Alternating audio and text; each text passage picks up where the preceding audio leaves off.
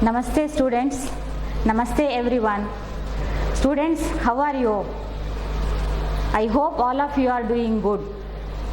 I welcome each and every one of you to Vivekananda PU College. Now let us move on to our subject. I am going to introduce first PUC Economics syllabus to both arts and commerce students. So in first PUC you are going to study economics in two parts. First one is part A. Here you study statistics for economics, and this is a textbook for that. And in part B you study Indian economic development. See, these two are the first PU economics textbooks. Now, so here in statistics for economics, so ಈ ಚಾಪ್ಟ್ರಲ್ಲಿ ಇದು ನಿಮಗೆ part A ಅಲ್ಲಿ ಬರುವಂಥದ್ದು.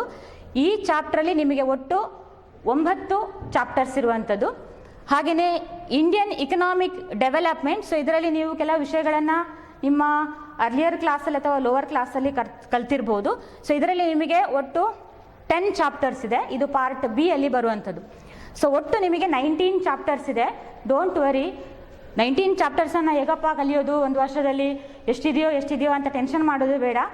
So chapters name ಮಾತ್ರ total chapters ಮಾತ್ರ 19 ಇರ್ಬೋದು, but small chapters, very interesting chapters ಇರುವಂಥದ್ದು.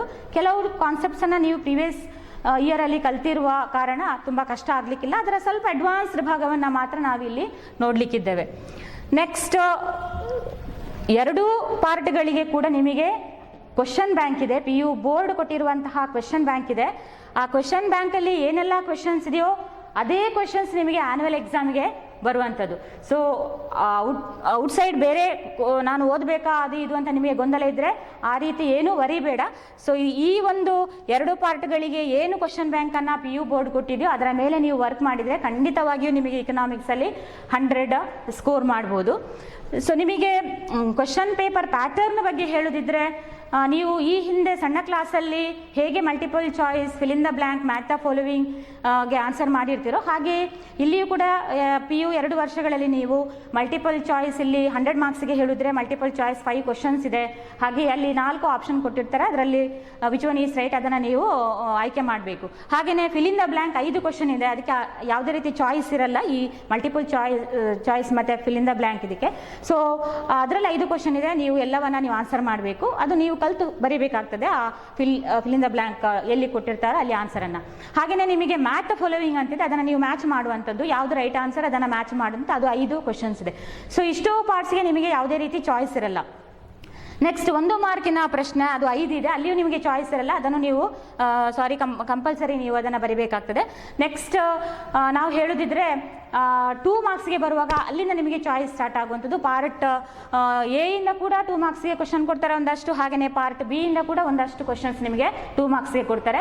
ಹಾಗೆಯೇ ಮುಂದುವರಿದು 4 ಮಾರ್ಕ್ಸಿಗೆ ಪಾರ್ಟ್ ಎ ಇಂದ ಒಂದಷ್ಟು ಕ್ವಶನ್ಸ್ ಇದೆ, ಪಾರ್ಟ್ ಬಿ ಇಂದ ಒಂದಷ್ಟು ಕ್ವಶನ್ಸ್ ಇದೆ. ತುಂಬ ಇರಲ್ಲ, 3 ಅಥವಾ 4 ಬರೀಲಿಕ್ಕೆ ಇರುವಂಥದ್ದು. ಸೊ ಅಲ್ಲಿಯೂ ಕೂಡ ನಿಮಗೆ ಚಾಯ್ಸ್ ಇದೆ. ನೆಕ್ಸ್ಟ್ 6 ಮಾರ್ಕ್ಸ್ ಇದೆ. ಸೊ 6 ಮಾರ್ಕ್ಸ್ ಕ್ವಶನ್ಸನ್ನು ಅಟೆಂಪ್ಟ್ ಮಾಡುವಾಗ ಕೂಡ ನಿಮಗೆ 2 ಪಾರ್ಟ್ಗಳಲ್ಲಿ ಚಾಯ್ಸನ್ನು ಕೊಡಲಾಗುವಂಥದ್ದು. ಹಾಗೆಯೇ ಒಂದು ಎಲ್ಲ ಒಟ್ಟು ಸ್ಟ್ಯಾಟಿಸ್ಟಿಕ್ಸ್ ಫಾರ್ ಎಕನಾಮಿಕ್ಸ್ ಮತ್ತು ಇಂಡಿಯನ್ ಇಕನಾಮಿಕ್ ಡೆವಲಪ್ಮೆಂಟ್ ಎರಡರಲ್ಲಿಯೂ ಒಟ್ಟು ಸೇರಿ ನಿಮಗೊಂದು 5-6 ಕ್ವಶನ್ಸು ಪ್ರಾಕ್ಟಿಕಲ್ ಅಥವಾ ಅಸೈನ್ಮೆಂಟ್ ಓರಿಯೆಂಟೆಡ್ ಅಂತ ಇದೆ. ಸೊ ಅದರಲ್ಲಿ ನಿಮಗೆ ಒಟ್ಟು 3 ಕ್ವಶನ್ಸನ್ನು ಆನ್ಯುವಲ್ ಎಕ್ಸಾಮಿಗೆ ಕೊಡಲಾಗುತ್ತದೆ, ಅದರಲ್ಲಿ 2 ಆನ್ಸರ್ ಮಾಡಲಿಕ್ಕಿರುವಂಥದ್ದು. ಸೊ ಅದಕ್ಕೆ ಒಂದು ಕ್ವಶನ್ಗೆ 5 ಮಾರ್ಕ್ಸ್ ಇರುವಂಥದ್ದು. ಸೊ ಈ ರೀತಿ ನಿಮಗೆ ಕ್ವಶನ್ ಪೇಪರ್ ಪ್ಯಾಟರ್ನ್ ಆನ್ಯುವಲ್ ಎಕ್ಸಾಮಿಗೆ ಬರುವಂಥದ್ದು. ಅದಕ್ಕಿಂತ ಮುಂಚೆ ನಾವು 25 ಮಾರ್ಕಿಗೆ 50 ಮಾರ್ಕಿಗೆ ಹೀಗೆ ಎಕ್ಸಾಮನ್ನು ಮಾಡ್ತಿರ್ತೇವೆ. ನಿಮ್ಮ ಮಾರ್ಕ್ಸನ್ನು ಪೇರೆಂಟ್ಸ್ಗೆ ನಾವು ಮೆಸೇಜ್ ಮೂಲಕ ತಿಳಿಸ್ತೇವೆ. ಸೊ ಪ್ರತಿಯೊಬ್ಬರು ಕೂಡ ಹಾರ್ಡ್ ವರ್ಕ್ ಮಾಡುವಂಥದ್ದು, that is very important. So ನೀವು ಬೇರೆಯವರನ್ನು ಕಂಪೇರ್ ಮಾಡಬೇಡಿ, ನಿಮಗೆ ನಿಮ್ಮದೇ ಆದ ಯುನೀಕ್ ಫೀಚರ್ ನಿಮ್ಮಲ್ಲಿ ಇರುವಂಥದ್ದು. ಸೊ ಅದರ ಮೇಲೆ ವರ್ಕ್ ಮಾಡಿ.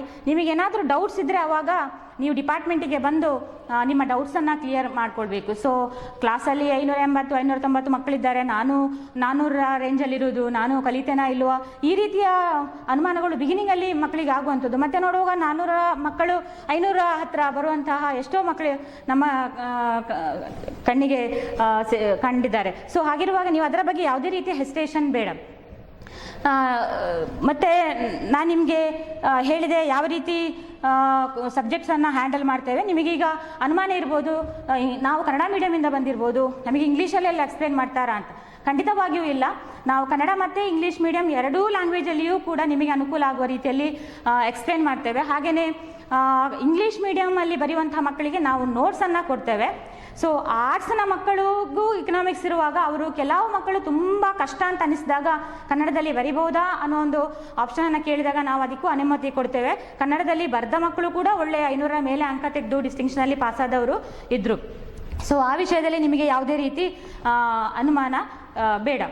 ಸೊ ನಿಮಗೆ 2 ವರ್ಷಗಳಲ್ಲಿ ನಿಮ್ಮ PU ಲೈಫಲ್ಲಿ ಯಾವುದೇ ರೀತಿ ತೊಂದರೆ ಆಗದಾಗಿ ಎಲ್ಲ ಲೆಕ್ಚರರ್ಸ್ ನಾವು ಸಬ್ಜೆಕ್ಟ್ ಅಥವಾ ಬೇರೆ ವಿಷಯದ ಕುರಿತು ಕೂಡ ಸಾಕಷ್ಟು ಸಹಕಾರವನ್ನು ಕೊಡ್ತೇವೆ. ಯಾವುದೇ ರೀತಿಯ ತೊಂದರೆ ಬೇಡ. ನಿಮಗೆ ಒಳ್ಳೆಯ ಮಾರ್ಕ್ಸ್ ತೆಗೆದು ಪಾಸಾಗಬೇಕು, ಜೊತೆಗೆ ಉತ್ತಮ ನಾಗರಿಕನಾಗಿ ನೀವು ರೂಪುಗೊಳ್ಳಬೇಕು ಅನ್ನುವಂಥದ್ದು ನಮ್ಮ ಸಂಸ್ಥೆಯ ಮುಖ್ಯ ಧ್ಯೇಯ. ಸೊ ಇದಿಷ್ಟು ನಿಮಗೆ ಸಿಲೆಬಸ್ನ ಬಗ್ಗೆ. I am going to explain statistics for economics. It comes under part A. In that, first chapter is introduction. So what is economics? The term economics is derived from 2 Greek words, oikos and nomos. The term economics is derived from 2 Greek words, oikos, or it can be also pronounced like ecos and nomos.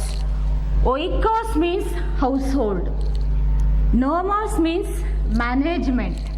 So in its original sense, economics means household management or an art of household management, managing a house with the efficient use of limited resources. Here resources are limited, isn't it? For example, money with us, that is limited. We have to use money very efficiently. There is no question of wastage of money or resource. Next, economics is defined by many economists. What is the definition of economics? See here, definition is nothing but systematic meaning of a particular concept. Systematic meaning of a particular concept, that is called definition. So what are the important definitions of economics? And such definitions were given by economists. According to Professor Adam Smith, economics is a science of wealth. He concentrates mainly on wealth, earning and spending of wealth. That is called economics according to Professor Adam Smith. He laid solid foundation of developing economics. That is why he is regarded as the father of economics. Who is the father of economics? Professor Adam Smith is the father of economics. He wrote a famous book called Wealth of Nations, or an inquiry into the nature and causes of wealth of nations. That book was published in 1776. So that is the important definition given by Professor Adam Smith to economics. So what is economics according to Professor Adam Smith? It is nothing but science of wealth, which is a book written by Professor Smith, Wealth of Nations, or an inquiry into the nature and causes of wealth of nations. That book was published in which year? It was published in 1776. So next definition given by Professor Alfred Marshall. So Alfred Marshall ರವರು ಕೂಡ economics ಅಂದ್ರೆ ಏನು ಅಂತ define ಮಾಡಿದ್ರು. So ಇಲ್ಲಿ ವೆಲ್ತ್ಗೆ professor Smith ರವರು ಹೆಚ್ಚು concentrate ಮಾಡಿದ್ರು. ಕೇವಲ ಸಂಪತ್ತನ್ನ ಗಳಿಸೋದು ಅಥವಾ ಸಂಪತ್ತನ್ನ ವ್ಯಯ ಮಾಡುವುದು ಮಾತ್ರ ಅರ್ಥಶಾಸ್ತ್ರ ಅಲ್ಲ, ಅದಕ್ಕಿಂತ ಹೆಚ್ಚು ಮಾನವನ ಕ್ಷೇಮಾಭ್ಯುದಯ ಅಥವಾ ಕಲ್ಯಾಣಕ್ಕೆ ಸಂಬಂಧಪಟ್ಟು, ಈಗ ಆ ಸಂಪತ್ತಿನಿಂದ ಅವನ ಯೋಗಕ್ಷೇಮ ಹೇಗಿದೆ, ಸೊ ಇದಕ್ಕೆ ಕಾನ್ಸಂಟ್ರೇಟ್ ಮಾಡಿ ಮ್ಯಾನನ್ನ ಸ್ಟಡಿ ಮಾಡಿ ಪ್ರೊಫೆಸರ್ ಆಲ್ಫ್ರೆಡ್ ಮಾರ್ಷಲ್ ರವರು ಇಕನಾಮಿಕ್ಸ್ ಅನ್ನ ಡಿಫೈನ್ ಮಾಡಲಿಕ್ಕೆ ಹೋದ್ರು. So what is economics according to Professor Alfred Marshall? So economics is a study of man in the ordinary business of life. So what is economics? According to him, economics is a study of man. So already I told you, he concentrates mainly on man and his welfare. So it is a study of man in the ordinary business of life. So ordinary business, day-to-day business. So what are such business? So I'll explain later. So to explain the meaning of economics like ordinary business of life, Professor Alfred Marshall wrote a famous book called Principles of Economics. So which is a book written by Professor Alfred Marshall? Principles of economics, ಅರ್ಥಶಾಸ್ತ್ರದ ತತ್ವಗಳು ಅನ್ನುವಂತಹ book ಅನ್ನು ಅವರು ಬರೆದ್ರು. That book was published in the year 1890. In which year professor Alfred marshals book published? 1890.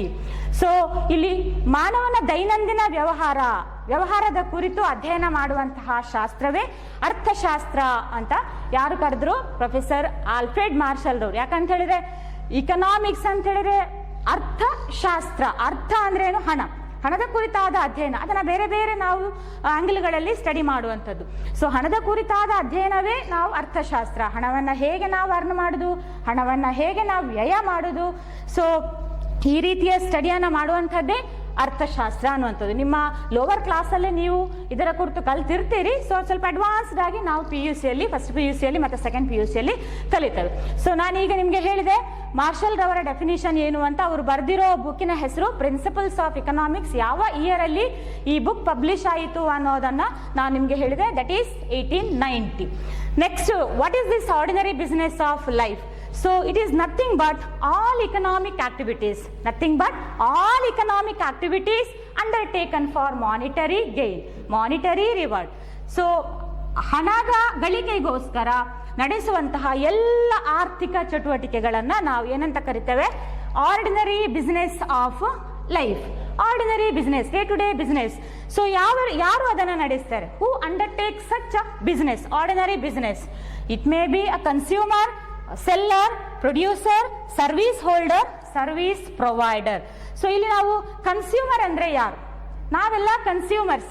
ನಾವೆಲ್ಲ ಸರಕು ಮತ್ತೆ ಸೇವೆಗಳನ್ನು ಉಪಯೋಗಿಸ್ತೇವೆ.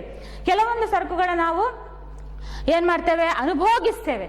ಸೊ ಆದ ಕಾರಣ ನಾವೆಲ್ಲ ಕನ್ಸ್ಯೂಮರ್ಸ್ ಅಂತ ನಾವು ಕರೆಯುವಂಥದ್ದು. So consumer is one who consumes goods to satisfy his wants. Who is a consumer? Consumer is one who uses goods to satisfy his wants. So next one is another economic activity undertaken by seller. Who is a seller? Seller is one who sells goods to make profit. ಲಾಭಕ್ಕೋಸ್ಕರ ಯಾರು ಸರಕುಗಳನ್ನ ಸೇವೆಗಳನ್ನ ಮಾರಾಟ ಮಾಡುತ್ತಾನೋ ಅವನನ್ನ ನಾವು seller ಅಂತ ಕರೆಯುವಂಥದ್ದು. So ಅದು shopkeeper ಇರ್ಬೋದು ಅಲ್ವಾ? ಸೊ ಅವನು ಏನ್ ಮಾಡ್ತಾನೆ? ಸರಕು ಮತ್ತೆ ಸೇವೆಗಳನ್ನ ಬೇರೆ ಕಡೆಯಿಂದ ಖರೀದಿಸಿ ಅವನು ಮಾರಾಟ ಮಾಡ್ತಾನೆ. ಸೊ ಅವನನ್ನ ನಾವು ಸೆಲ್ಲರ್ ಅಂತ ಕರಿತೇವೆ. ಆ ಸೆಲ್ಲರು ಮಾರಾಟ ಮಾಡಿದಂತಹ ವಸ್ತುಗಳನ್ನ ಯಾರು ಖರೀದಿ ಮಾಡ್ತಾರೆ? ನಾವು ಕನ್ಸ್ಯೂಮರ್ಸ್ ಖರೀದಿ ಮಾಡ್ತಾರೆ. ಯಾತಕ್ಕೋಸ್ಕರ ಖರೀದಿ ಮಾಡ್ತಾರೆ? ಯಾಕಂತ ಹೇಳಿದ್ರೆ ಅವರ ವಾಂಟ್ಸ್ ಅನ್ನ, ಅವರಿಗೆ ಬೇರೆ ಬೇರೆ ಬಯಕೆಗಳಿದೆಯಲ್ಲ, ಸೊ ಅದನ್ನೆಲ್ಲ ಅವರು ಸ್ಯಾಟಿಸ್ಫೈ ಮಾಡಬೇಕು ಅನ್ನೋ ದೃಷ್ಟಿಯಿಂದ ಹಣ ಕೊಟ್ಟು ಆ ವಸ್ತುಗಳನ್ನ ಅಥವಾ ಸೇವೆಗಳನ್ನ ಖರೀದಿ ಮಾಡ್ತಾರೆ. ಸೊ ಇದೆಲ್ಲ ಎಕನಾಮಿಕ್ ಆಕ್ಟಿವಿಟೀಸ್ ನೋಡಿ. Next one is producer. Who is a producer? Producer is one who produces goods. Producer is one who produces goods, who manufactures goods.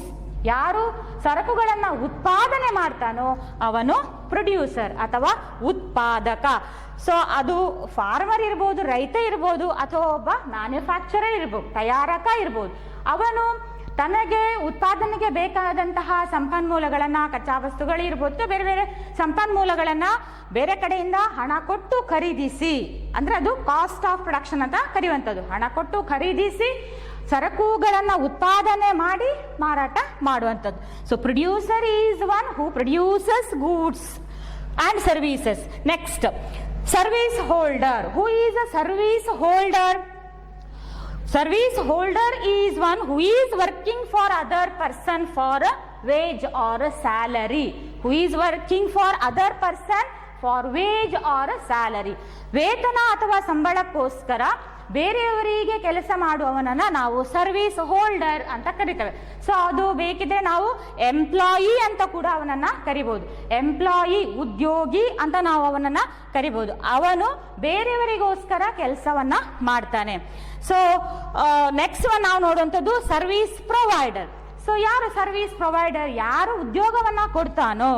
Service provider is one who provide some kind of service for others for payment. ಪಾವತಿ ಮಾಡಿ ಯಾರು ಒಬ್ಬ ಕೆಲಸವನ್ನ ಇನ್ನೊಬ್ಬನಿಗೆ ಕೊಡ್ತಾನೋ ಅವನು service provider. ನೋಡಿ, ಅವನಿಗೆ ಕೊಡುವಂತಹ ಇನ್ನೊಬ್ಬನಿಗೆ ಸೇವೆಯನ್ನ ಕೊಡ್ತಾನೆ. ಸೊ ಅದಕ್ಕೆ ಅವನು ಏನ್ ಮಾಡ್ತಾನೆ? ಪೇಮೆಂಟ್ ಕೂಡ ಮಾಡ್ತಾನೆ. So service provider is one who provide some kind of service for others for a payment. So ನಾವು ಎಕ್ಸಾಂಪಲ್ ಹೇಳಿದ್ರೆ ಲಾಯರ್ ಇರ್ಬೋದು, ಬ್ಯಾಂಕರ್ ಇರ್ಬೋದು, ಅಥವಾ ಟ್ಯಾಕ್ಸಿ ಡ್ರೈವರ್ ಇರ್ಬೋದು. ಸೊ ಇವರೆಲ್ಲ ಈ ಆರ್ಡಿನರಿ ಬಿಸ್ನೆಸ್ ಆಫ್ ಲೈಫ್ ಅಲ್ಲಿ ಪಾಲ್ಗೊಳ್ಳುವವರು. ಅಂದ್ರೆ ಈ ಇಕನಾಮಿಕ್ ಆಕ್ಟಿವಿಟೀಸ್ ಅನ್ನ ಅಂಡರ್ಟೇಕನ್ ಮಾಡುವಂಥದ್ದು. ಅದು only for monetary gain. Suppose monetary gain ಇಲ್ಲದಿದ್ರೆ ಅದೇನಂತ ಕರೆಸ್ಕೊಳ್ಳೋದು? ಅದು ಫ್ರೀ ಸರ್ವಿಸ್ ಅಂತ ಕರೆಸ್ಕೊಳ್ಳೋದು. ನಾನ್ ಇಕನಾಮಿಕ್ ಆಕ್ಟಿವಿಟಿ ಅಂತ ಅದನ್ನು ನಾವು ಕರಿತೇವೆ. ಸೊ ಇದು ಅರ್ಥ ಆಯ್ತಲ್ಲ ಈ concept? So what is ordinary business of life? It is nothing but all economic activities undertaken for a monetary gain. Who undertakes all these economic activities? Consumer, seller, producer, service holder, service provider. So next one is the difference between employee and employer. Who is an employee? Who is an employee? An employee is one who works for other person for a payment. Who is an employer? He gives employment. Employee works for payment. Employer gives payment. Isn't it? Employee works for payment. ಅಂದ್ರೆ ಅವನು ವೇತನ ಅಥವಾ ಸಂಬಳವನ್ನ ಏನ್ ಮಾಡ್ತಾನೆ? Earn ಮಾಡ್ತಾನೆ. Employer ಉದ್ಯೋಗ ಕೊಡ್ತಾನೆ. ಉದ್ಯೋಗ ಕೊಡುವಾಗ ವೇತನವನ್ನ ಇನ್ನೊಬ್ಬನಿಗೆ ಕೊಡ್ತಾನೆ. So next one is concept of scarcity. So what is this scarcity? ಕೊರತೆಯ ಪರಿಕಲ್ಪನೆ. ಸೊ ಏನಿದು ಕೊರತೆ ಅಂತ ಹೇಳಿದ್ರೆ? ಕೊರತೆ is nothing but, or scarcity is nothing but limited resources. So ನಮ್ಮಲ್ಲಿರುವ wants, our wants are many. We have bundle of wants. Our wants are unlimited, but resources to satisfy our wants are limited. Resources to satisfy our wants are limited. So resources are limited, our wants are unlimited. So can we satisfy all our wants at a time? That is not at all possible. Why? Because resources are limited. Scarcity. This scarcity is the root of all economic problems. So there are many economic problems in our country or economy. So what are the main reasons for that? So what are the main reasons? This reasons or reason, that is only because of scarcity we face many economic problems. Scarcity, that is the root of all economic problems. These scarce resources, ಅಂದ್ರೆ ಕೊರತೆಯಲ್ಲಿರುವಂತಹ resources, ಸಾಮಾನ್ಯವಾಗಿ ನಾವು ಇದನ್ನ resources ಅಥವಾ means ಅಂತ ಕರಿತೇವೆ. MEANS means ಅಂತ ಕರಿತೇವೆ, ಅಥವಾ ಫ್ಯಾಕ್ಟರ್ಸ್ ಅಂತ ಕರಿತೇವೆ. ಯೂಶಲಿ ಇಕನಾಮಿಕ್ಸ್ ಅಲ್ಲಿ there are 4 factors of production: land, labour, capital, organisation. ಭೂಮಿ, ಶ್ರಮ, ಬಂಡವಾಳ, ಮತ್ತೊಂದು ಸಂಘಟನೆ. ಇದು ಇಷ್ಟು ನಾವು ಮುಖ್ಯವಾಗಿ ನೋಡುವಂತಹ ಫ್ಯಾಕ್ಟರ್ಸ್ ಆಫ್ ಪ್ರೊಡಕ್ಷನ್. ಅದನ್ನೇ ನಾವು ರಿಸೋರ್ಸಸ್ ಅಂತ ಕರಿತೇವೆ. ಆ ರಿಸೋರ್ಸಸ್ ನಮಗೆ ಇರುವಂತದ್ದು ಬೇಕಾದಷ್ಟು ಇಲ್ಲ, ಅದು ಮಿತವಾಗಿದೆ. ಸೊ ಆ ಮಿತ ಸಂಪನ್ಮೂಲಗಳನ್ನ ನಾವು ವೇಸ್ಟ್ ಮಾಡದೆ ಜಾಗರೂಕತೆಯಿಂದ ಬಳಸಿಕೊಂಡು ಅಥವಾ ಎಫಿಷಿಯಂಟ್ ಆಗಿ ಅದನ್ನ ಯೂಸ್ ಮಾಡಿಕೊಂಡು ನಮ್ಮ ಮ್ಯಾಕ್ಸಿಮಮ್ ವಾಂಟ್ಸ್ ಅನ್ನ ಸ್ಯಾಟಿಸ್ಫೈ ಮಾಡಲಿಕ್ಕೆ ನೋಡ್ಬೇಕು. So these scarce resources have alternative uses. So one example that is land. ಭೂಮಿಗೆ ಹಲವಾರು ಬಳಕೆ ಇದೆ ಅಲ್ವಾ? ಭೂಮಿಯನ್ನು ನಾವು ಬೇರೆ ಬೇರೆ ಉದ್ದೇಶಕ್ಕೋಸ್ಕರ ಬಳಸ್ತೇವೆ. It can be used for cultivation, or it can be used for construction work, or it can be used for growing forest. So ಬೇರೆ ಬೇರೆ ಉದ್ದೇಶಕ್ಕೋಸ್ಕರ ನಾವು ಈ ಭೂಮಿಯನ್ನ ಬಳಸ್ತೇವೆ. ಆದರೆ supply of land is fixed. We can't increase or decrease land, isn't it? Its supply is fixed. Then how to make use of this limited resource, land? We have to make use of this limited resource efficiently. We should not waste this limited resource because we have many wants to satisfy. We have many wants to satisfy. We should make use of this limited resource very efficiently. This alternative use of a resource gives rise to problem of choice. Alternative use of a resource gives rise to problem of choice. As I told you earlier, our wants are many, but resources to satisfy our wants are limited. Then how to satisfy our wants? How to satisfy? How will you choose the wants to be satisfied? How will you choose the wants to be satisfied? That is possible only by categorizing wants as most urgent wants and less urgent wants. So we have to categorize wants, our unlimited wants, as most urgent want and less urgent want.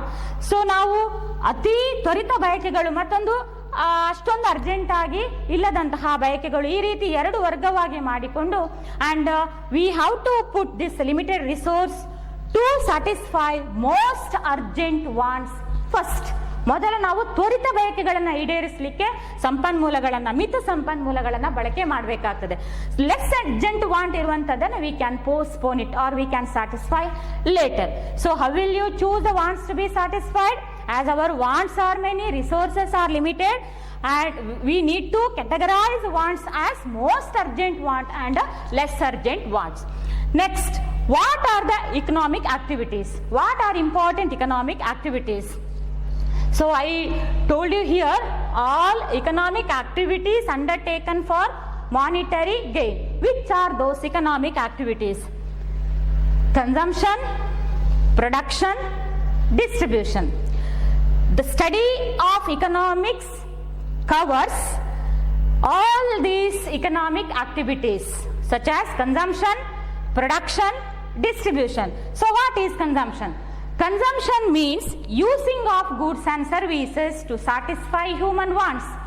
ಮಾನವನ ಬಯಕೆಗಳನ್ನು ಈಡೇರಿಸುವುದಕ್ಕೋಸ್ಕರ ಸರಕು ಮತ್ತೆ ಸೇವೆಗಳನ್ನು ಬಳಸುವ ಪ್ರಕ್ರಿಯೆಗೆ ನಾವು ಏನಂತ ಕರಿತೇವೆ? Consumption ಅಂತ ಕರಿತೇವೆ. So what is production? ಉತ್ಪಾದನೆ ಅಂದ್ರೆ ಏನು? Creation of utility to a commodity or manufacturing things or creation of something out of something else.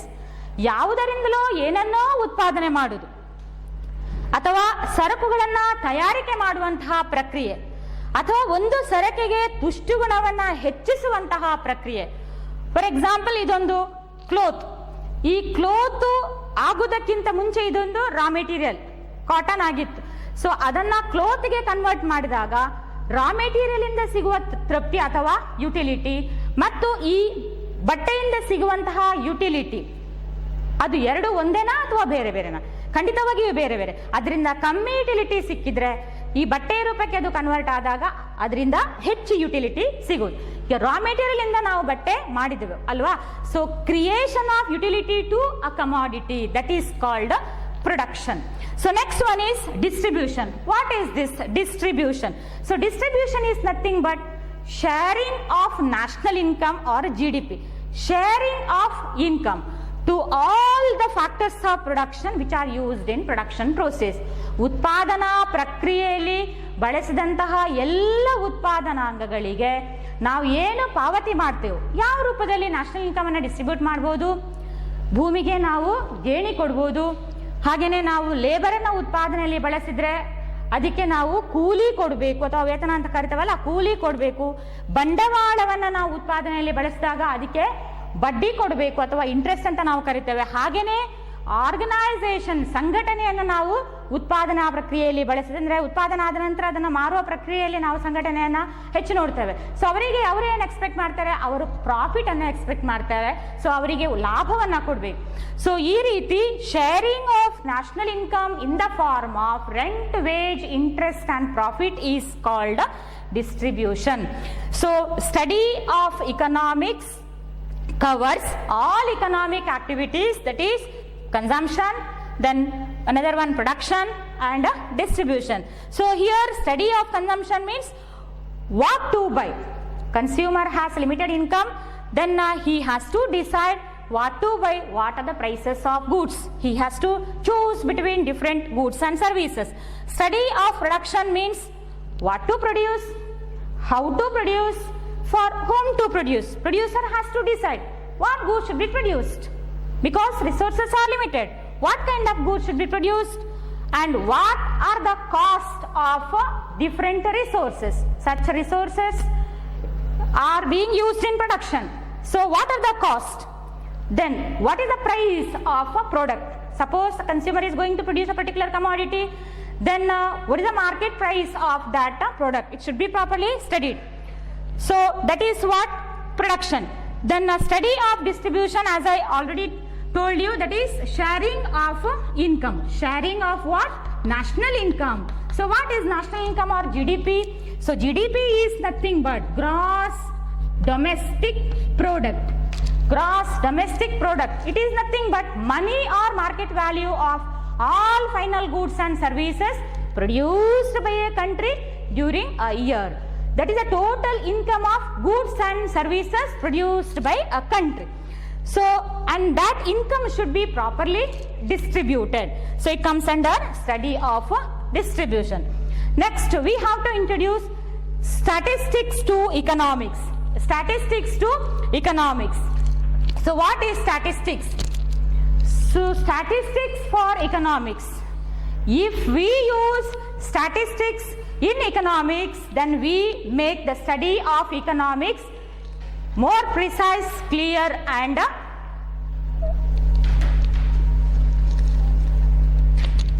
definite. So statistics means, or it can be defined in two senses, in plural sense and a singular sense. So here it is given in plural sense. So in plural sense, statistics refers to numerical facts systematically collected. What is statistics in plural sense? Numerical facts systematically collected. So ಅರ್ಥಶಾಸ್ತ್ರದಲ್ಲಿ ಸಂಖ್ಯಾಶಾಸ್ತ್ರವನ್ನು ನಾವು ಯಾಕೆ ಬಳಸಬೇಕು? ಆರ್ಥಿಕ ಸಂಗತಿಗಳನ್ನು ನಾವು numbers ಅಲ್ಲಿ study ಮಾಡಿದಾಗ ಅದು ತುಂಬಾ ಇಫೆಕ್ಟಿವ್ ಆಗೋದು, ಒಬ್ಬನಿಗೆ ಅದು ತುಂಬಾ ಈಸಿಯಾಗಿ ಅರ್ಥ ಆಗೋದು. ಸೊ ಆ ನಂಬರ್ಸ್ ಅಲ್ಲಿ ನಾವು ಆರ್ಥಿಕ ಸಂಗತಿಗಳನ್ನ ಸ್ಟಡಿ ಮಾಡೋದಕ್ಕೆ ಈ ಸಂಖ್ಯಾಶಾಸ್ತ್ರವನ್ನ ನಾವು ಅರ್ಥಶಾಸ್ತ್ರದಲ್ಲಿ ಬಳಸ್ತೇವೆ. ಸೊ ಹಾಗಾದ್ರೆ ಸಂಖ್ಯಾಶಾಸ್ತ್ರ ಅಂತ ಹೇಳಿದ್ರೆ ಏನು? ಸೊ ಅದನ್ನ ಪ್ಲೂರಲ್ ಸೆನ್ಸ್ ಅಲ್ಲಿ ಯಾವ ರೀತಿ ನಾವು ಅರ್ಥೈಸಬಹುದು? Numerical facts systematically collected. ಅಂಶಗಳನ್ನ ಕ್ರಮಬದ್ಧವಾಗಿ ನಾವು ಏನ್ ಮಾಡುವಂಥದ್ದು? ಸಂಗ್ರಹಿಸಲ್ಪಡುವುದಕ್ಕೆ. ಸೊ ಕ್ರಮಬದ್ಧವಾಗಿ ಹೇಗೆ ಸಂಗ್ರಹಿಸಬೇಕು ಅನ್ನೋದನ್ನ ನಾನು ಮುಂದಿನ ಕ್ಲಾಸಲ್ಲಿ ಹೇಳ್ತೇನೆ. ಸೊ ನ್ಯೂಮೆರಿಕಲ್ ಅಂದ್ರೆ ನಂಬರ್, ಫ್ಯಾಕ್ಟ್ಸ್ ಅಂದ್ರೆ ಸಂಗತಿಗಳು. ಅದನ್ನ ನಾವು ಯಾವ ರೀತಿ ಕ್ರಮಬದ್ಧವಾಗಿ ಏನ್ ಮಾಡ್ತೇವೆ? ಕಲೆಕ್ಟ್ ಮಾಡ್ತೇವೆ. ಅದನ್ನ ನಾವು ಸಂಖ್ಯಾಶಾಸ್ತ್ರ ಅಂತ ಕರಿತೇವೆ. ಸೊ ಅದು ಡೇಟಾ ಇರ್ಬೋದು, ಅಥವಾ ನಂಬರ್ಸ್ ಇರ್ಬೋದು, ಅಥವಾ ಈಕ್ವೇಶನ್ ಇರ್ಬೋದು. All these are being used in statistics. Data, numbers, equations are being used in statistics. So next one, I hope it is understood what is statistics. ನಾನು ಏನು ಸ್ಟ್ಯಾಟಿಸ್ಟಿಕ್ಸ್ ಗೆ meaning ಹೇಳಿದ್ನೋ ಅರ್ಥ ಆಯ್ತು ಅಂತ ಅನ್ಕೊಳ್ತೇನೆ. ಸೊ ನೀವು ಇದನ್ನ ಪ್ರೀವಿಯಸ್ ಕ್ಲಾಸಲ್ಲಿ ಕಲ್ತಿರ್ಬೋದು, ನಿಮ್ಮ ಲೋವರ್ ಕ್ಲಾಸಲ್ಲಿ ಇದನ್ನ ಕಲ್ತಿರ್ಬೋದು, ಮತ್ತೊಮ್ಮೆ ನಾವು ರಿವೈಸ್ ಮಾಡಿದಾಗೆ ಅದು ಬೇಸಿಕ್ ಕಾನ್ಸೆಪ್ಟ್ ಆದ ಕಾರಣ. ಸೊ ಅದರ ಸ್ವಲ್ಪ ಮುಂದುವರೆದ ಭಾಗವನ್ನ ನಾವಿಲ್ಲಿ ಸ್ಟಡಿ ಮಾಡಲಿಕ್ಕೆ ಹೋಗ್ತೇವೆ. ನೆಕ್ಸ್ಟ್ ಇದ್ರಲ್ಲಿ ನಾವು ಆರ್ಥಿಕ ದತ್ತಾಂಶವನ್ನ ನಾವು ನಂಬರ್ಸ್ ಅಲ್ಲಿ ಕಲಿಯುವಂಥದ್ದು. ಸೊ ಆರ್ಥಿಕ ದತ್ತಾಂಶ ಅಂತ ಹೇಳಿದ್ರೆ it is nothing but economic facts expressed in numbers. ಆರ್ಥಿಕ ಸಂಗತಿಗಳನ್ನ ನಾವು ಅಂಕಿಅಂಶಗಳ ರೂಪದಲ್ಲಿ ವ್ಯಕ್ತಪಡಿಸೋದು. For example population over the years. ನಾವು ಅವಾಗ ಸ್ಟ್ಯಾಟಿಸ್ಟಿಕ್ಸ್ ಕೊಡ್ಬೇಕು, ಫಿಗರ್ಸ್ ಕೊಡ್ಬೇಕು ಅಲ್ವಾ? ರೀಸೆಂಟ್ ಆಗಿ ನಮ್ಮ ಪಾಪ್ಯುಲೇಷನ್ ಎಷ್ಟು ಅಂತ ಹೇಳಿದ್ರೆ ಅರೌಂಡ್ 130 crore ಅಂತ ಬಂದಾಗ ದಿಸ್ 130 ಅನ್ನುವಂಥದ್ದು ಏನದು? ಅದು ಡೇಟಾ, ನಂಬರ್ ಅಲ್ವಾ, ಸ್ಟ್ಯಾಟಿಸ್ಟಿಕ್ಸ್. ಸೊ ಅವಾಗ ನಾವು ಅದನ್ನ ನಮ್ಮ ಅರ್ಥಶಾಸ್ತ್ರವನ್ನ ಈಸಿಯಾಗಿ ಅರ್ಥ ಮಾಡಿಕೊಳ್ಬಹುದು ನಾವು ಸ್ಟ್ಯಾಟಿಸ್ಟಿಕ್ಸ್ ಅನ್ನ ಬಳಸಿದಾಗ. So what is economic data? It means economic facts expressed in numbers. Then how to classify statistical data? Classification of statistical data. So there are two types of statistical data, they are quantitative data and qualitative data. Quantitative data and qualitative data. So ಪರಿಮಾಣಾತ್ಮಕ ದತ್ತಾಂಶ ಮತ್ತೊಂದು ಗುಣಾತ್ಮಕ ದತ್ತಾಂಶ. So what is qualitative data? It means data if expressed in quantity, if expressed in quantity, ಪ್ರಮಾಣದಲ್ಲಿ ನಾವು ಡೇಟಾವನ್ನು express ಮಾಡಿದ್ರೆ ಅದನ್ನ ನಾವು ಕ್ವಾಂಟಿಟೇಟಿವ್ ಡೇಟಾ ಅಂತ ಕರಿತೇವೆ. For example, rice production that is 39 million tons ಅಂತಿದ್ರೆ, ದಿಸ್ 39 ಅನ್ನುವಂಥದ್ದು ನಾವೇನಂತ ಕರಿತೇವೆ, ಅದನ್ನ quantity. Million tons, 39 million tons ಅನ್ನುವಂಥದ್ದು ನಾವು ಕ್ವಾಂಟಿಟಿಯಲ್ಲಿ ಎಕ್ಸ್ಪ್ರೆಸ್ ಮಾಡುವಂಥದ್ದು, ಅದನ್ನ ನಾವು ಕ್ವಾಂಟಿಟೇಟಿವ್ ಡೇಟಾ ಅಂತ ಕರಿತೇವೆ. ನೆಕ್ಸ್ಟ್ ನಾವು ನೋಡುವಂಥದ್ದು qualitative data. So if data are expressed in quality or attributes, ಗುಣಲಕ್ಷಣಕ್ಕೆ ಅನುಗುಣವಾಗಿ ನಾವು ಡೇಟಾವನ್ನ ಎಕ್ಸ್ಪ್ರೆಸ್ ಮಾಡಿದ್ರೆ, ವ್ಯಕ್ತಪಡಿಸಿದ್ರೆ, ಅವಾಗ ಅದನ್ನ ನಾವು ಕ್ವಾಲಿಟೇಟಿವ್ ಡೇಟಾ, ಅದನ್ನು ನಾವು ಇಕನಾಮಿಕ್ಸ್ ಅಲ್ಲಿ ಯೂಸ್ ಮಾಡ್ತೇವೆ. ಫಾರ್ ಎಕ್ಸಾಂಪಲ್, ಒಂದು ಅಷ್ಟು ಮಂದಿ ವರ್ಕರ್ಸ್ ಇದ್ದಾಗ ನಾವು ಅಥವಾ ವರ್ಕರ್ಸ್ ಅನ್ನ ನೇಮಕ ಮಾಡ್ಕೊಳ್ಬೇಕು ಅಂತಿದ್ರೆ, how many are skilled, how many are unskilled ಅಂತ, how many are educated, how many are uneducated, how many are intelligence, ಹೀಗೆ ನಾವು ಬೇರೆ ಬೇರೆ ಕ್ಯಾಟಗರಿ ಮಾಡ್ತಾ ಹೋಗುವಂಥದ್ದು. ಸೊ ಅದು ಎಲ್ಲಿ ಬರುವಂಥದ್ದು? ಕ್ವಾಲಿಟೇಟಿವ್. ಕ್ವಾಲಿಟಿಗೆ ಅನುಗುಣವಾಗಿ ನಾವು ಕ್ಲಾಸಿಫೈ ಮಾಡುವಂಥದ್ದಕ್ಕೆ ಕ್ವಾಲಿಟೇಟಿವ್ ಡೇಟಾ ಅಂತ ಕರಿತೇವೆ. ಅಥವಾ ಒಂದು ಕ್ಲಾಸಲ್ಲಿ ಮಕ್ಕಳಿದ್ರೆ ಅವರನ್ನ ಬಾಯ್ಸ್ ಮತ್ತೆ ಗರ್ಲ್ಸ್ ಅಂತ ನಾವು ಕ್ಯಾಟಗರೈಸ್ ಮಾಡ್ತೇವೆ. ಸೊ ಅದು ಎಲ್ಲಿ ಬರುವಂಥದ್ದು? ಕ್ವಾಲಿಟೇಟಿವ್ ಡೇಟಾದಲ್ಲಿ ಬರುವಂಥದ್ದು. Next one is very important concept, importance of statistics in economics. Importance of statistics in economics. So how can we use statistics in economics to make the study of economics easy with the help of numbers? Let us discuss that one by one. So statistics helps to present economic facts in precise, exact and definite form. So with the help of statistics we can present economic facts precise and exact form. ಹೌದಲ್ಲ, ನಾವು ಅದನ್ನ ನಿಖರವಾಗಿ ಸ್ಪಷ್ಟವಾಗಿ ಏನ್ ಮಾಡಬಹುದು, numbers ರೂಪದಲ್ಲಿ ಆರ್ಥಿಕ ಅಂಶಗಳನ್ನ, ಆರ್ಥಿಕ ಸಂಗತಿಗಳನ್ನ ನಾವು ವ್ಯಕ್ತಪಡಿಸಲಿಕ್ಕೆ ನಮಗೆ ಈಸಿ ಆಗೋದು. ಎಲ್ಲೋ ಒಂದ್ ಕಡೆ ಆಕ್ಸಿಡೆಂಟ್ ಆಯ್ತು, ಅದರಲ್ಲಿ ಒಂದಷ್ಟು ಮಂದಿ ಸತ್ರಂತೆ, ಒಂದಿಷ್ಟು ಮಂದಿ ಗಾಯಗೊಂಡ್ರಂತ ಹೇಳುವುದಕ್ಕಿಂತ ನಾವೇನ್ ಹೇಳ್ಬೋದು, ಒಂದು 20 ಪೀಪಲ್ ಡೈಡ್, 10 ಇಂಜೂರ್ಡ್ ಅಂತ ಹೇಳಿದಾಗ ದಟ್ 10 ಅನ್ನುವಂಥದ್ದು ನಮಗೆ ಕ್ಲಿಯರ್ ಕಟ್ ಪಿಕ್ಚರ್ ಅನ್ನ ಕೊಡುವಂಥದ್ದು. ಆಕ್ಸಿಡೆಂಟ್ ಅಲ್ಲಿ ಇಷ್ಟು ಮಂದಿ, ಎಕ್ಸಾಕ್ಟ್ ನಂಬರ್ ಇಷ್ಟು ಮಂದಿ ಸತ್ರಂತೆ ಅನ್ನೋದು, ಸೊ ಇಷ್ಟು ಮಂದಿ ಗಾಯಗೊಂಡ್ರಂತೆ. ಸೊ ಇದು ನಮಗೆ ಸ್ವಲ್ಪ ಈಸಿಯಾಗಿ ಕನ್ವಿನ್ಸ್ ಆಗುವಂಥದ್ದು. So economic facts if expressed numerically it is more exact and it can be convinced easily. ಒಬ್ಬನಿಗೆ ಅದನ್ನು ಈಸಿಯಾಗಿ ಕನ್ವಿನ್ಸ್ ಮಾಡಲಿಕ್ಕೆ ಆಗುವಂಥದ್ದು. ಹಾಗೆಯೇ ನೆಕ್ಸ್ಟ್ ಇಂಪಾರ್ಟೆನ್ಸ್ ನಾವು ನೋಡಿದ್ರೆ, to study the relationship between economic variables. To study the relationship between economic variables. So ಇಲ್ಲಿ ಆರ್ಥಿಕ ಚಲಕಗಳು ಅಂತ ನಾವಿಲ್ಲಿ ಕರಿತೇವೆ. ವೇರಿಯೇಬಲ್ ಅಂದ್ರೆ ಏನು? ವೇರಿಯೇಬಲ್ ಅಂತ ಹೇಳಿದ್ರೆ whose value changes from time to time. ಚಲಕ ಅಂದ್ರೆ ಏನು? ಅದು ಬದಲಾವಣೆ ಆಗುವಂಥದ್ದು. ಆರ್ಥಿಕ ಚಲಕಗಳು ಅಂದ್ರೆ ಇಕನಾಮಿಕ್ ವೇರಿಯೇಬಲ್ಸ್ ಅಂತ ಹೇಳಿದ್ರೆ ಅಲ್ಲಿಯೂ ಕೂಡ ಕೆಲವು ಸಂಗತಿಗಳನ್ನ ನಾವು ನೋಡಬಹುದು. ಇಕನಾಮಿಕ್ ವೇರಿಯೇಬಲ್ಸ್ ಅಂದ್ರೆ ಯಾವುದು ಅಂತ ಬಂದವಾಗ ಡಿಮಾಂಡ್ ಇರ್ಬೋದು, ಪ್ರೈಸ್ ಇರ್ಬೋದು, supply, cost, profit, consumption, income, all these are economic variables. So how are these variable related? Can be easily explained with the help of statistics. Let us take for example demand and price. How these two variables are related? If the price of a commodity increases, demand decreases. If price of a commodity increases, if price of a commodity is very high, then demand for that commodity decreases. If price is less, then automatically demand increases.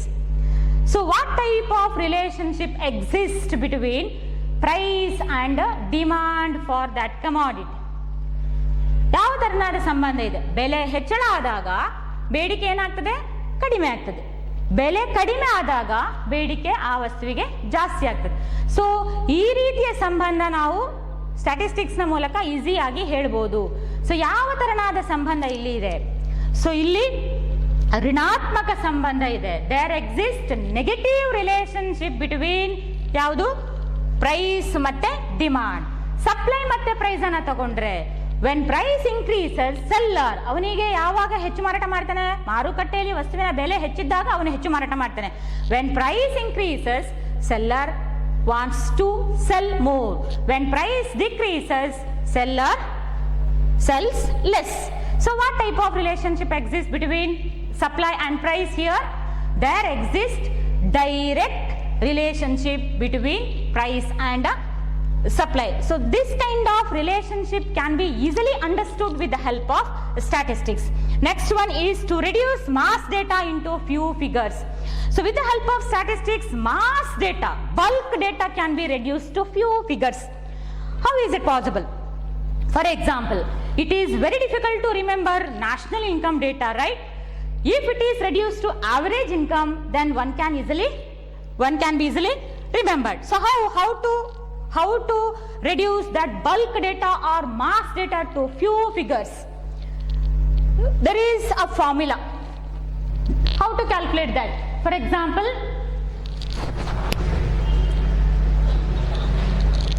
per capita income, that is equal to total income or national income divided by total population. So in this way we can reduce, by using different formulas, we can reduce bulk data to few figures. Mass data can be reduced to few figures. So next one helps for forecasting.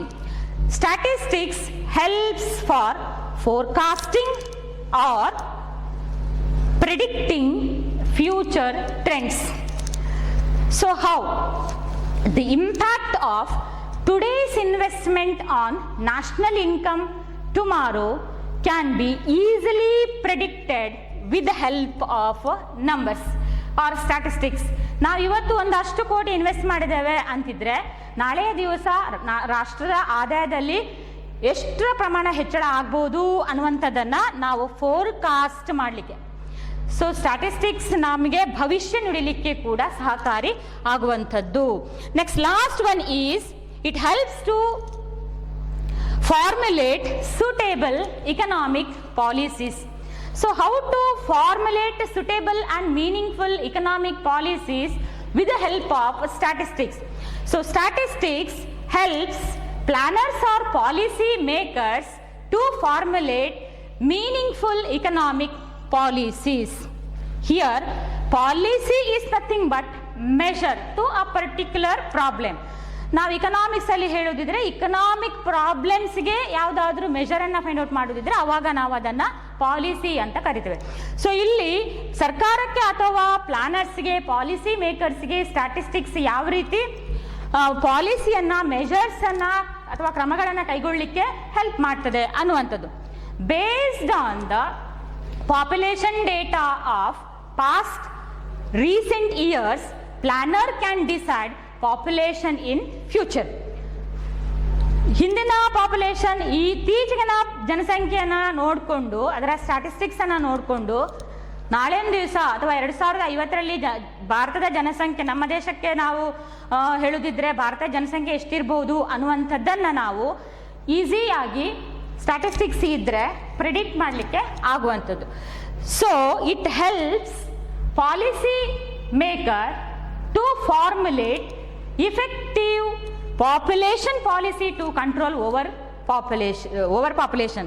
So ಅತಿಯಾದ ಜನಸಂಖ್ಯೆ ನಾಳೆ ಒಂದು ದಿವಸ ಆಗ್ಬೋದು ಅಂತ ಎಲ್ಲಿಯಾದ್ರೂ ಅವರಿಗೆ ಊಹೆ ಮಾಡಲಿಕ್ಕೆ ಸಾಧ್ಯ ಆದರೆ ಆವಾಗ ಅದನ್ನು ಯಾವ ರೀತಿ ಕಂಟ್ರೋಲ್ ಮಾಡ್ಬೋದು, ಅದಕ್ಕೆ ಸುಟೇಬಲ್ ಮೆಷರ್ಸ್ ಯಾವ ರೀತಿ ರೂಪಿಸ್ಬೋದು ಅನ್ನೋದು ನಮಗೆ ಸ್ಟ್ಯಾಟಿಸ್ಟಿಕ್ಸಿಂದ ಹೆಲ್ಪ್ ಆಗುವಂಥದ್ದು, ಅಂದರೆ ಪಾಲಿಸಿ ಮೇಕರ್ಗೆ ಅದು ತುಂಬಾ ಈಸಿ ಆಗುವಂಥದ್ದು. So all these are importance of statistics in economics. So just we recall the points. To present economic facts, to study the relationship between different economic variables, to reduce bulk data or mass data into few figures. It helps for forecasting or predicting future things. Then it helps to formulate economic policies. I hope The concept is clear to you, that is introduction, and this is the first chapter, and to this chapter you have question bank. ನಿಮಗೆ ಈ ಚಾಪ್ಟರಿಗೆ P U ಬೋರ್ಡಿಂದ ಕೊಟ್ಟಿರುವಂತಹ question bank ಇದೆ. So ಅದರಲ್ಲಿ ಏನು ಕ್ವಶನ್ಸನ್ನು ಕೊಟ್ಟಿದ್ದಾರೋ ಅಷ್ಟು ಕ್ವಶನ್ಸಿಗೆ ನೀವು answer ಮಾಡಿದರೆ ನಿಮಗೆ ಈ ಫಸ್ಟ್ ಚಾಪ್ಟ್ರಲ್ಲಿ ಬರುವಂತಹ ಎಲ್ಲ ವಿಷಯಗಳನ್ನು ಕವರ್ ಮಾಡ್ಬೋದು. ಸೊ ನಿಮಗೆ ಏನಾದರೂ ಡೌಟ್ಸ್ ಇದ್ದಾವಾಗ ನಾನು ನೋಟ್ಸ್ ಹಾಕ್ತೇನೆ, ಡೌಟ್ಸ್ ಇದ್ದರೆ ನನಗೆ ಕೇಳಿ, ನಾನು ಅದನ್ನು ಕ್ಲಿಯರ್ ಮಾಡ್ತೇನೆ. So thank you.